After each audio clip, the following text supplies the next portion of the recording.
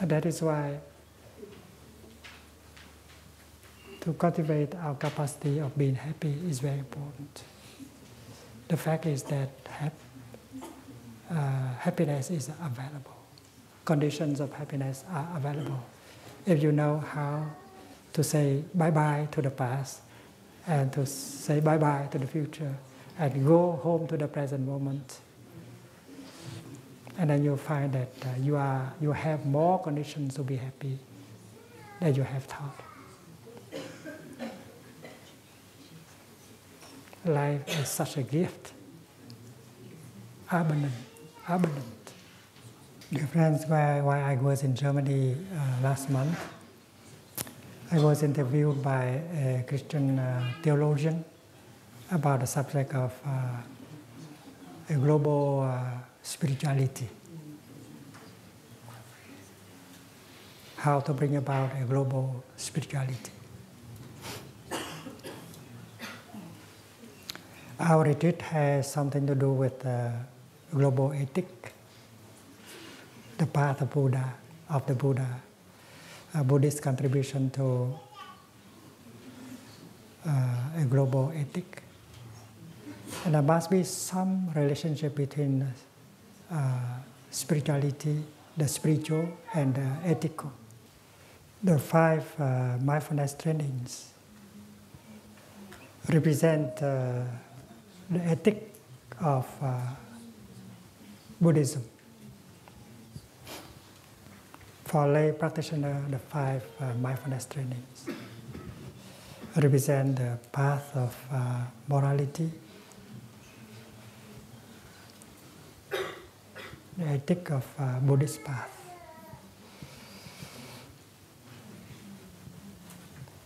There are the 10 precepts of novice, the 250 precepts for monastics, the 14 precepts for OI members. They all represent the Buddhist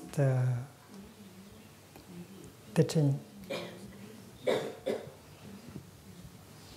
on as far as ethic and morality is concerned.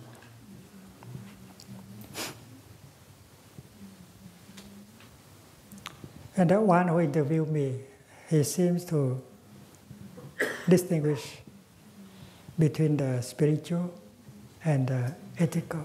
And he wants only to talk about spiritual.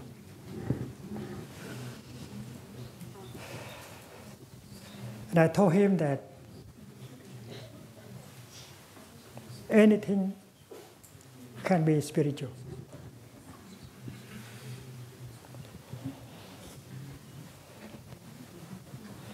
When I pick up my tea in mindfulness, and when I look at my tea mindfully and begin to drink my tea in mindfulness,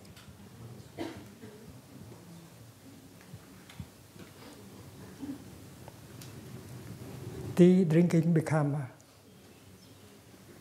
very spiritual. Very spiritual.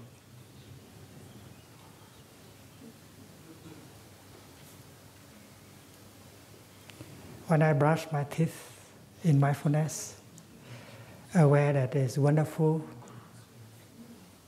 to have the time to enjoy brushing my teeth, that I'm alive, that the wonders of life around me, and brushing my teeth with mindfulness and with joy and with love. Toothbrushing becomes spiritual. And when you go to the toilet, defecating or urinating, and if you are mindful, if you see the wonders of life,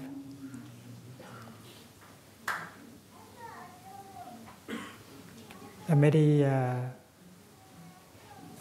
teachers of us have said that even defecating, urinating is Buddhism. So urinating, defecating can be also very spiritual.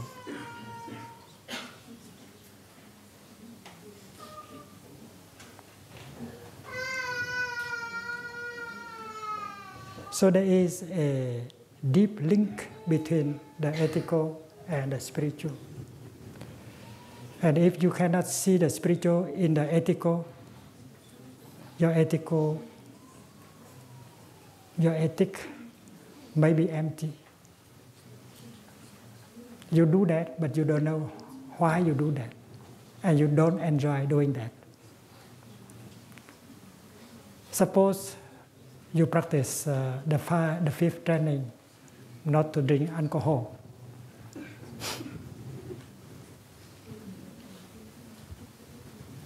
Not to use drugs. But you suffer. You still want to drink alcohol. You still want to use drugs. But you are in a situation where you have to practice the fifth mindfulness training. So the ethic that you follow is empty because you don't see really the value of it.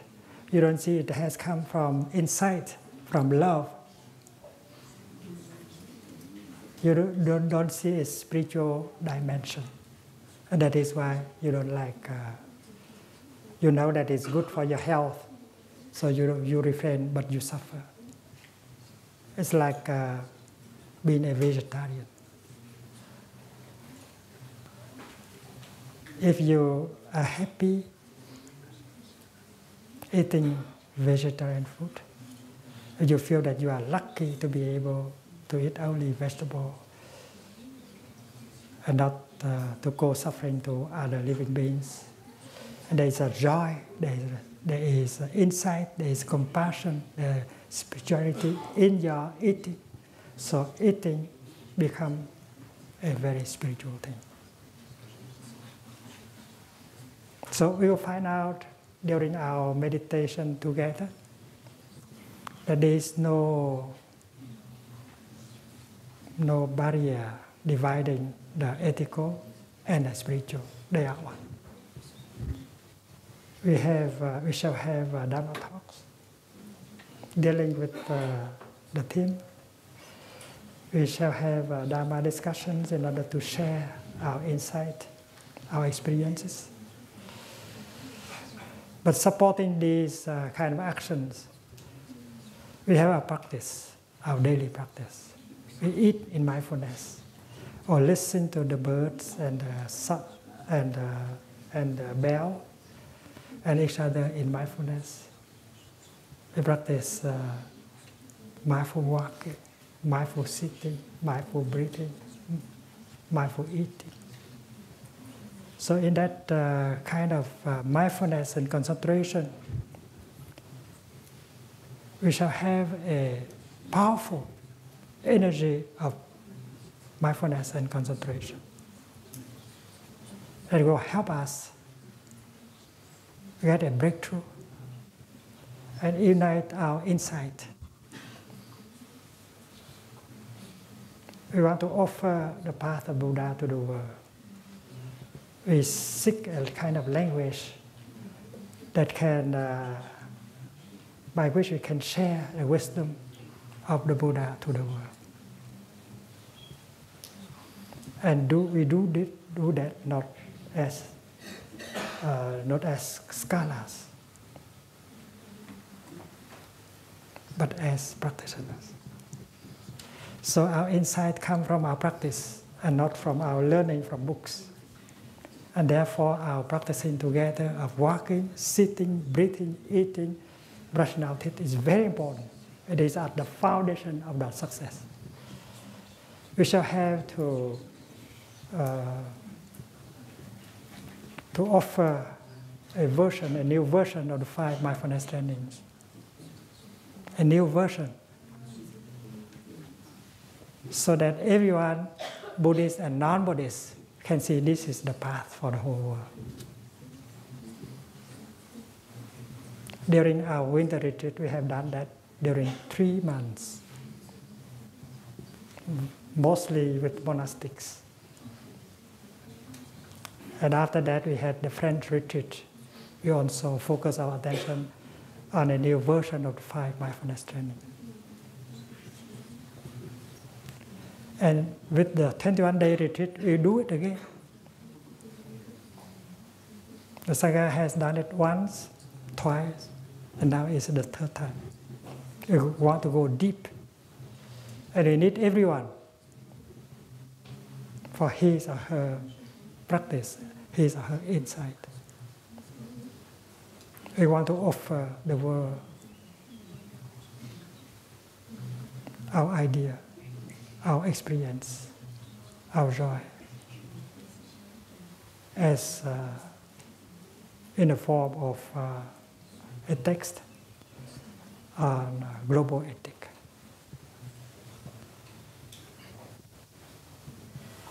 And we want also to revise the 14 mindfulness trainings. If you don't mind,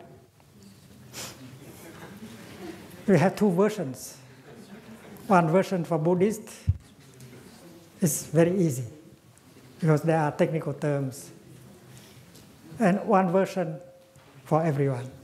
You don't need to be a Buddhist in order to understand. And that is for the 14 trainings and the 5 trainings. We set up an editing committee to do that during the 21-day retreat. So please volunteer and help. I have faith in the Sangha. You see that? There are those who say that I know the present moment is very boring.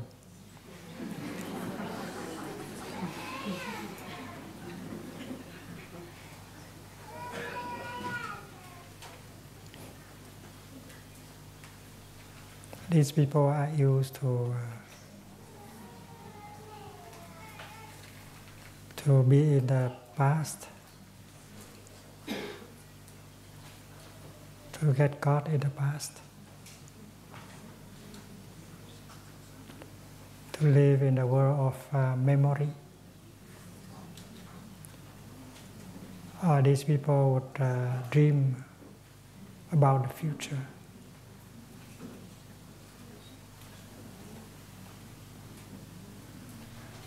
Expecting things that may happen. And they have not really been in the present moment.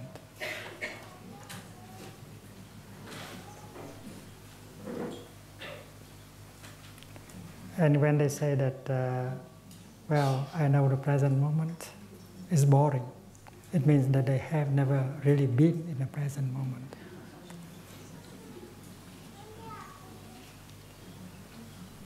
Why? Because they have not got the habit.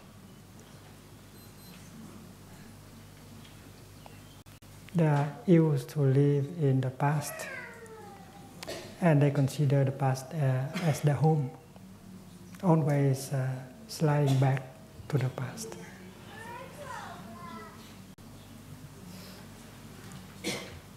And worry about the worries of the past, and become fearful about what was fearful in the past, and so on. And they have the impression that the past is their home. They are used to it. They feel more at home in the past. But the present is life. It is a world to discover. Your body is there in the present moment. Your life is there in the present moment. And the world is there in the present moment. That is why it's so important that we go home to the present moment in order to truly live our life. When we hear the sound of the bell, we know the meaning of the sound. The sound of the bell is created, is invented in order to help us to leave the past to the future and to go home to the present moment. The sound of the bell is not really coming from the outside. It comes from us. We have agreed that every time we hear the sound of the bell, we stop our thinking, we stop our talking. We breathe in mindfully and become aware of our in-breath. We smile, and we go home to the present moment. So, the sound of the bell is a friend that reminds us that there is a life to live, and that life should be lived in the present moment. You have to live your life. When you listen to the bell, you might allow the sound of the bell to penetrate deep in every cell of your body.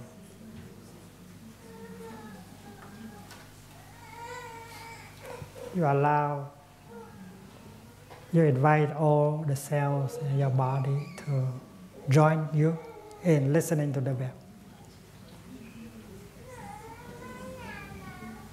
Because the sound of the bell can penetrate very deeply in every cell. And we know that all our ancestors, spiritual ancestors like Buddha, Jesus, Muhammad, Abraham, they are still alive in every cell of our body. So invite all of them to listen to the bell at the same time.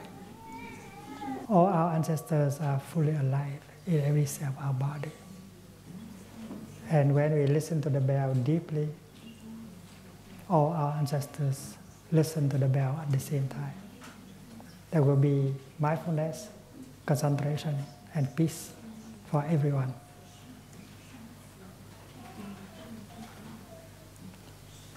So listening to the bell is a very deep practice. And if you listen like that, peace and happiness become possible during the time of listening. The sound of the bell will help to stop all kind of worries and fear and thinking and imagination.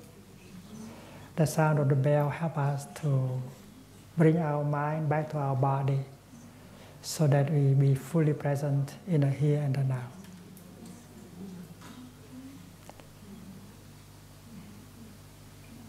And listening to the bell is a very pleasant practice and deep practice.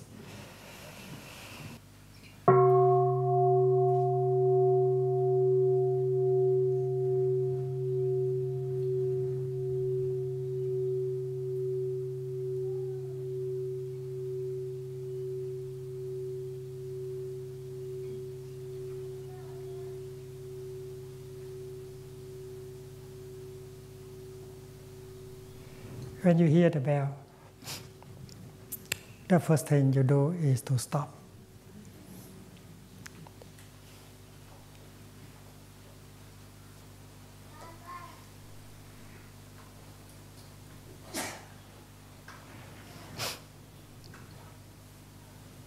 To stop what?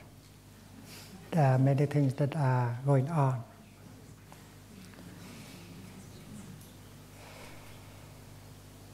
There is the talking, there is the thinking, there is the feeling. And stopping is a very important part of the practice. Samatha is stopping. There is a habit, there is an energy called habit energy that is in us. It's always pushing. We believe that happiness is not possible in the present moment. We don't know when has begun that kind of habit, but there is a habit to think that happiness is not possible in the here and the now. We have to go and look for happiness somewhere else in the future.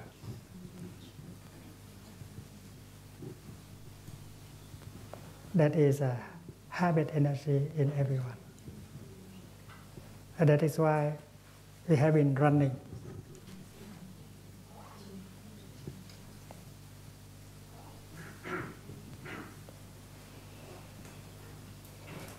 And we know that our parents have done that also. And the habit of running has been transmitted to us by our parents. And our parents have got it from our ancestors. So it's a long habit, very long habit. We believe deeply that if we go to the future, we might get some more conditions for our happiness. And that is why there is a course. There's a tendency to always running to the future and seeking for happiness. We are not comfortable in the present moment. That is why it looks like the present moment is boring. Partly because of that kind of habit, energy. So when we hear the sound of the bell, we are supposed to stop that kind of habit, energy. We should bring about the insight that everything you are looking for, including your freedom, your happiness, your joy, including the Pure Land of the Buddha, the Kingdom of God, should be sought, should be found in the present moment. So this is a reaction, kind of very strong response to that kind of habit energy.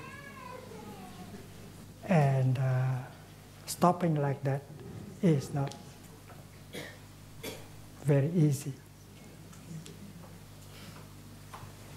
I remember one time I went to India and helped organize retreats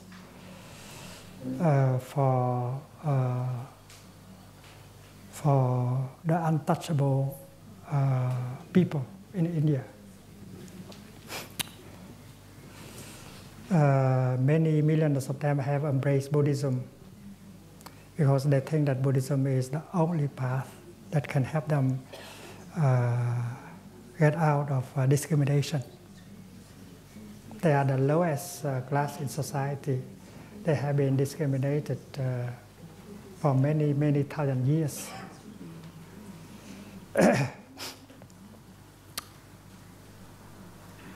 And there was a gentleman who was in the Buddhist society. He came from that class of the untouchable, the Dalit people. He has an apartment in New Delhi. He has his family. He has a comfortable material life. But he still carries the many habits of his class. I was sitting in the bus. We were going south. And I enjoy looking at the window. I enjoy the landscape of India. And when I turned back to him, I saw him sitting in a very tense way. He did not enjoy. While I was enjoying sitting in the bus and the landscape of India, I saw him very tense. I said, "Dear friend, I know that you are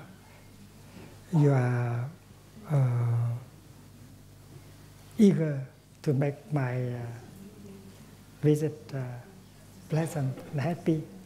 You know that I feel very pleasant, very happy now, so please relax. Sit back and relax. Don't worry. He said, okay.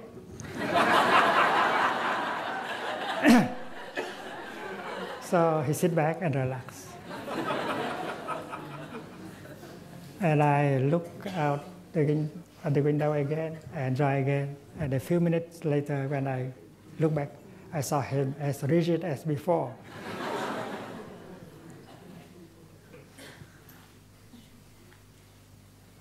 Because that kind of worries, that kind of feeling, that kind of tendency to always struggle has been handed down to him by many generations of ancestors. And it's not so easy to just stop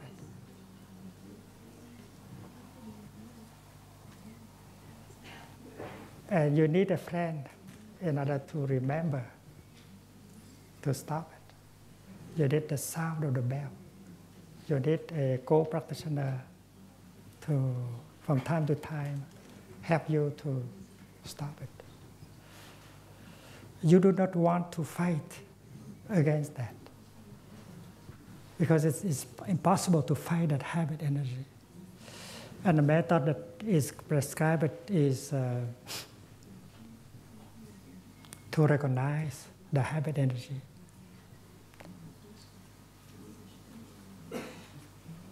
The sound of the bell, or a friend, or your mindful breathing will tell you that the habit energy is there. And once you recognize it, you just smile to it. Hello, my dear habit energy, I know you are there. And when you say like that, you breathe and you say like that, you are free from it. And every time it comes back, you do the same thing, just to recognize the habit energy. And that practice is called simple mere recognition. Mere recognition. You don't have to fight. Years ago, there was a young American practitioner who lived in the Upper Hamlet. In the first 2-3 weeks of his stay in the Upper Hamlet, he was so concentrated and surrounded by monastic and lay practitioners. He was protected and supported in his practice, so it was easy for him to stay in the present moment, to enjoy walking and sitting and working with members of the community of Upper Hamlet. So that was a day when we celebrated Thanksgiving Day. And each group of people belonging to a nation is supposed to cook a national dish of that nation in order to offer to the ancestral altar. So he belonged to the American group, and the American group asked him to go shopping. So he went to Saint-Foy-la-Grande, I believe, shopping for his group. And during the time he was in a marketplace, he found himself not calm. He was trying to do everything quickly in order to finish. And he was surprised, because during the last 3 weeks he did not have that kind of feeling, the tendency to hurry up, to finish it quickly, But he had the time to breathe in and ask the question that why this kind of attitude, that kind of behavior, that kind of feeling has come up. So he knew that in the last 3 weeks, he had been surrounded by good practitioners that protected him, that kept him in the present moment. And suddenly he saw something that is the kind of insight he got while he breathed in. He recognized his mother, because his mother is always like that, always in a hurry, trying to do things quickly in order to finish. And he saw that, and that is his insight. And he said, "Hello, mother, I know you are there." And suddenly, that kind of feeling, that energy of pushing, cannot do anything more to him. Just recognize it, and then you are free. And that is a method of practice called mere recognition. You don't have to fight, just recognize it.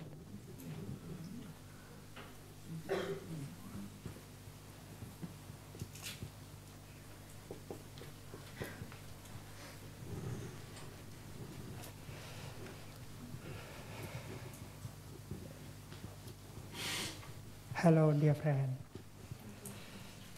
I know you are an old friend. I know you. And the Buddha also practiced like that.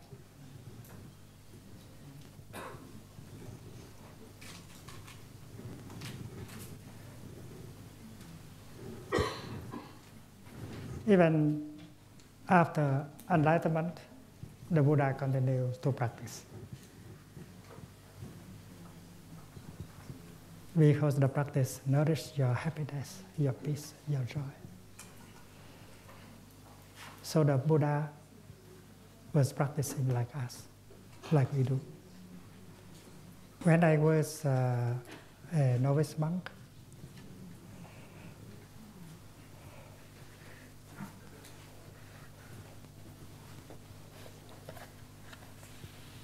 I learned how to invite the bell. Before inviting the bell, you have to prepare yourself, because you are supposed to be a bell master. You have to prepare yourself by the way of breathing in and breathing out. And there is a short poem for you to memorize in order to practice with the breathing. If you want to be a bell master. The Gatha goes like this: body, speech, and mind in perfect oneness. Body, speech, and mind in perfect oneness. The second line: I send my heart along with the sound of this bell. I send my heart along with the sound of this bell. The third line: by all of you who listen to me,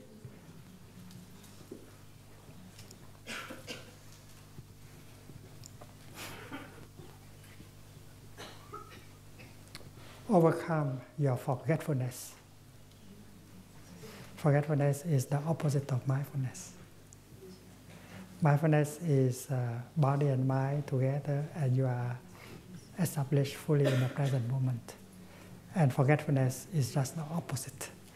Mind and body separated. You are not in the present moment. You don't know what is going on in you and around you.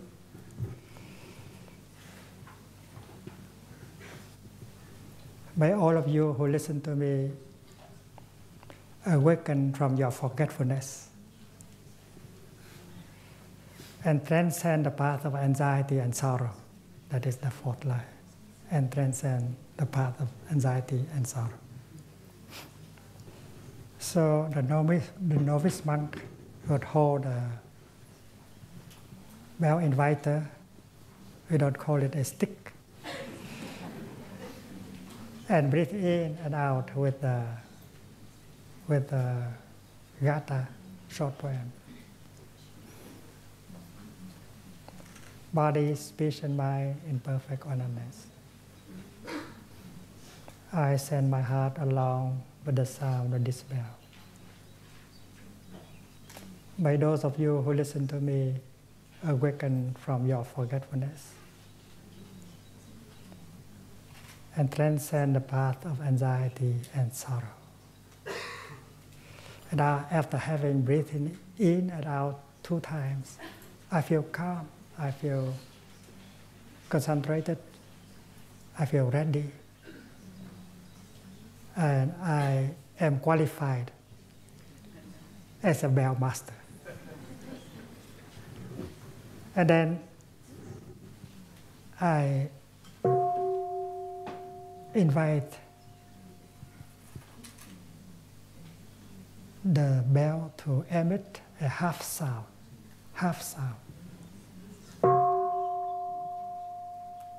That's to warn.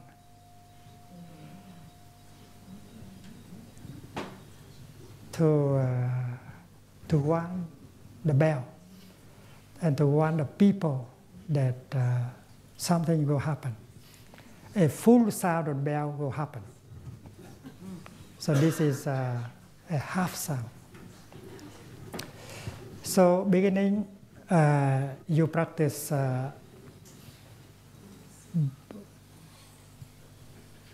in breath, 1 breath, first line of poem, the second line of poem. And then you practice breathing in, breathing out again with the third and fourth line of the poem. And then you invite the half sound of the bell.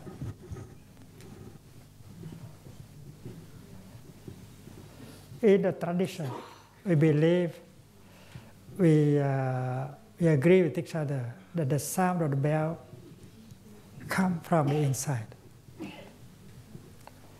And that is the Buddha inside calling us home to the here and the now.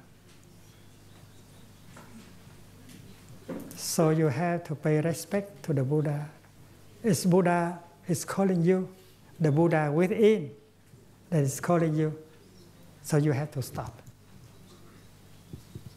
Stop talking, stop thinking, and stop allowing the habit energy to carry you to run. We have been running for all our life. So when everyone hears the half sound, they know that a real sound, a full sound of the bell is going to be heard. And they should prepare themselves for the reception of the sound, the voice of the Buddha from within. So everyone is practicing breathing in, breathing out.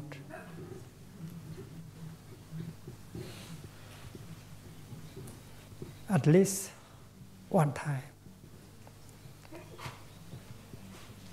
And that in-breath and out-breath is to help stopping. It may be 6 seconds or 8 seconds for you to practice stopping. Imagine 3,000 people practice breathing in, breathing out, and stop. The power, the energy of stopping is very powerful.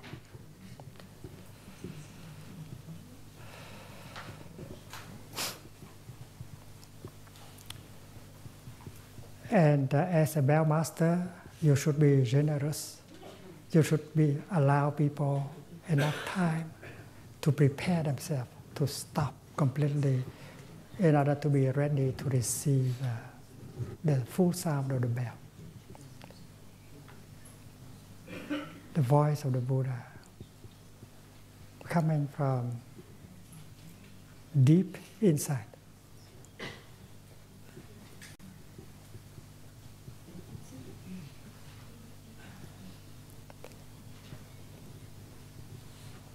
And then when everyone is ready,